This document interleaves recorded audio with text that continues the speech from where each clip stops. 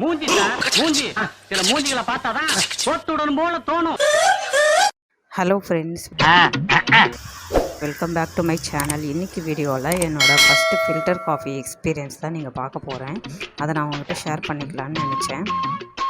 அதுக்காக நான் filter coffee போடுற இந்த வெசல் வாங்கினேன். இதோட ரேட் பார்த்திங்கன்னா 204 ரூபா. ஒரு 4 பேர் இருக்கிற வீட்டில் வந்து இது ரொம்ப கரெக்டாக இருக்கும். ஒன் டைம் வந்து நம்ம யூஸ் பண்ணுறதுக்கு, மார்னிங் காஃபி போட்டு குடிக்கிறதுக்கு இது ரொம்ப கரெக்டாக இருந்தது. இப்போ அதில் பார்த்தீங்கன்னா இந்த மாதிரி தான் இருக்கும். இப்படியே பேசிட்டு இருந்தா உனக்கு பைத்தியம் தானா பிடிக்கும். லிட்டு மேலே இருக்கும். நல்லா வாயில வந்துரும். அதை ஓப்பன் பண்ணிங்கன்னா உள்ள ஒரு வெசலுக்குள்ளே இந்த மாதிரி ஜல்லடை மாதிரி இருக்கும். நீ எதுக்கு சிரிச்ச? சும்மா சிரிச்சேன்ன. அதை வந்து எடுத்து விட்டுட்டு பார்த்தீங்கன்னா மேலே ஒரு கப்பும் கீழே ஒரு கப்பும் ரெண்டுமே டம்ளர்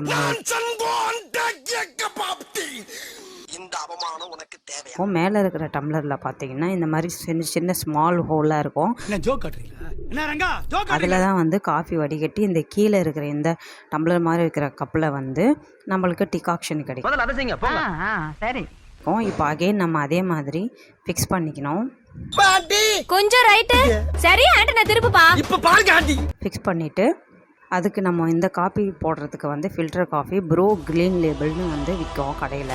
இது எல்லா கடையிலுமே, மளிகை கடையில் கூட விற்கும். 5 rupees பேக்கெட்டில் கூட இது கிடைக்குது.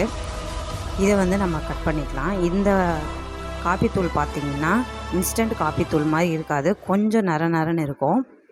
இவனுக்கு காரணம் வெளிய ஒரு கிளம்ப நிக்கிறா. ஒரு பொடிய வாங்கி குத்தி வாழ்க்கையில பாருங்க, இந்த மாதிரி தான் இருக்கும். இப்போ இதில் வந்து ஒரு 4 டீஸ்பூன் இல்லை 3.5 டீஸ்பூன் அளவு கூட நீங்கள் சேர்த்துக்கலாம். உங்களோட ஸ்ட்ராங்னஸ்க்கு ஏற்ற மாதிரி நீங்கள் ஆட் பண்ணிக்கலாம். நான் வந்து ஒரு 2.5 டீஸ்பூன் தான் சேர்த்துருக்கேன். 1832ஆம் ஆண்டு எங்க பரம்பரையில ஒரு மேரேஜ் நடந்தது. ஒரே பத்த தேங்காயில ஒரு ஊருக்கே சட்னி அரைச்சிருக்காங்க. விளங்கும் எது உங்க பரம்பரை அப்படி சொல்றாப்பல்ல.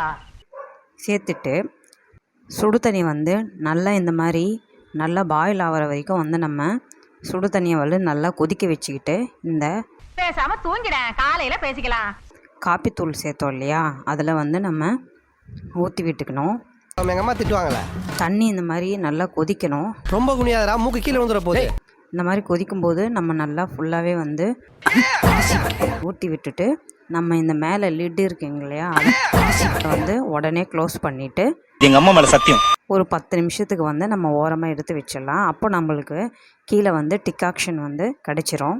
ஏன் டாக்டர் முடி முளைச்சிருமா? இப்போ 10 நிமிஷம் கழித்து நம்ம ஓப்பன் பண்ணி பார்க்கலாம்.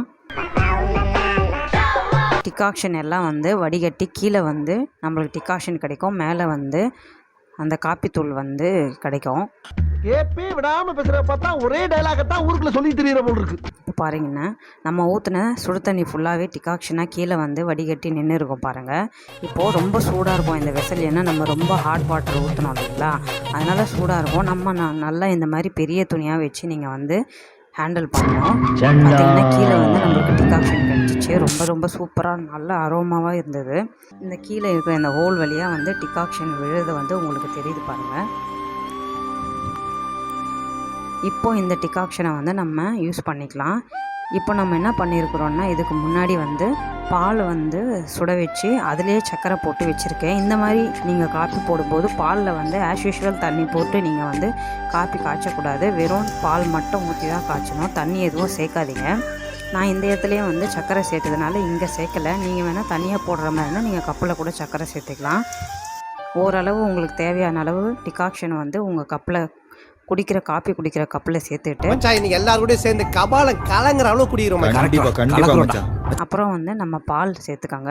இதில் உள்ளது மில்க் ப்ரோட்டீன். இதில் வந்து காப்பி வந்து அட்ஜஸ்ட் பண்ணிக்கலாம். உங்களுக்கு ஸ்ட்ராங்காக வேணும்னா அகெயின் கூட நீங்கள் மறுபடியும் ஊற்றிக்கலாம். கொஞ்சம் ஓவராக தான் போய்கிட்டு இருக்கோமோ, போவோம் என்ன பண்ணிடுவானுங்க. ஏன் நான் பாலில் வந்து தண்ணி ஊற்றக்கூடாதுன்னு சொன்னேன்னா, டிகாஷனில் வந்து நம்ம தண்ணி ஊற்றிருக்கோம்.